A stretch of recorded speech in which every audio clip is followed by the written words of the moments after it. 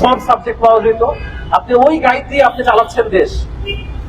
আপনার যে কোনো মন্ত্রী কথাবার্তা বলতেছে, আমাদের নাকে রুমাল চাপা দেওয়া লাগতেছে। প্রত্যেকটা বক্তব্যের সাথে জনগণের আশা আকাঙ্ক্ষা অসামঞ্জস্যতার ভরপুর থাকে। এমনকি আমি এটাও সন্ধান থাকি, আমাদের প্রধানমন্ত্রী তারেক রহমান আপনার স্ক্রিপ্ট দিয়ে লিখে দেয়, এত অসামঞ্জস্যপূর্ণ কথাবার্তা থাকে, ডিস ইনফরমেশন থাকে। আপনার দলে কে আপনার ক্ষতি করতে চায় এটা আপনি আগে দেখেন, আপনার সরকারে আপনার কে ক্ষতি করতে চায় আপনি এটা দেখেন। আপনি তো আস্তে আস্তে ক্ষমতার মসনদ থেকে আপনাকে জনতার রাজপথ থেকে টেনে দিচ্ছে আগের মতো নামিয়ে দেওয়া হবে, আপনি কোনো জনসম্পৃক্ততা থাকে না। আর কিছু কিছু দেখা যায় ভারতে বিএনপি মন্ত্রী নেতা, নতুন নতুন নেতা জন্মাইছে। আমাদের রাশেদ ভাই গণ অধিকার পরিষদ থেকে বিএনপি অধিকার পরিষদে উনি চলে আসছেন, উনি তারেক রহমানের থেকে বড় বিএনপি হয়ে গেছেন।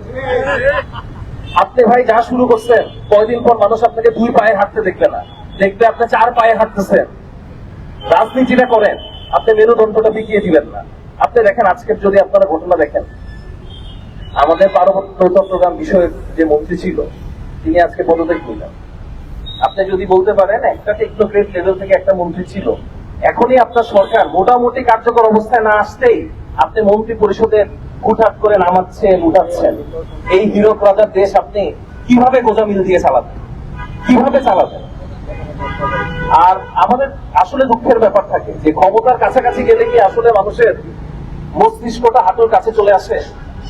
ববি হাজার ভাই ছিলেন, আমরা ভাবলাম যে আসলে ছিলেন বলা লাগবে ওনাকে, কারণ উনি এখন ওনার বুদ্ধি, ওনার বিবেক বিবেচনা কোথায় নিয়ে গেছেন আসলে জানি না।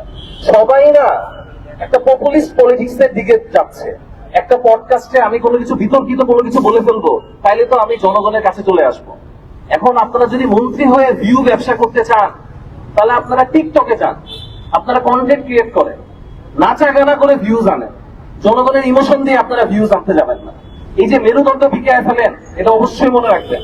এই পর্যন্ত এটা আসলে বায়োলজি বলে, সায়েন্স বলে, যদি মেরুদণ্ড না থাকে তাহলে আপনি দাঁড়াইতে পারবেন না। আর আপনি যদি দাঁড়াইতে না পারেন, আপনি খেতে খাইতে পারবেন না, আপনাকে চেটে খাওয়া লাগবে।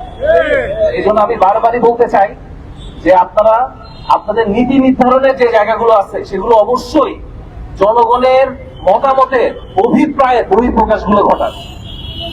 আপনারা অবশ্যই মনে রাখবেন 17 বছরের জুলুমের পর আপনারা এই বাংলাদেশের মানুষ আপনাদেরকে ক্ষমতায় আসীন করেছে।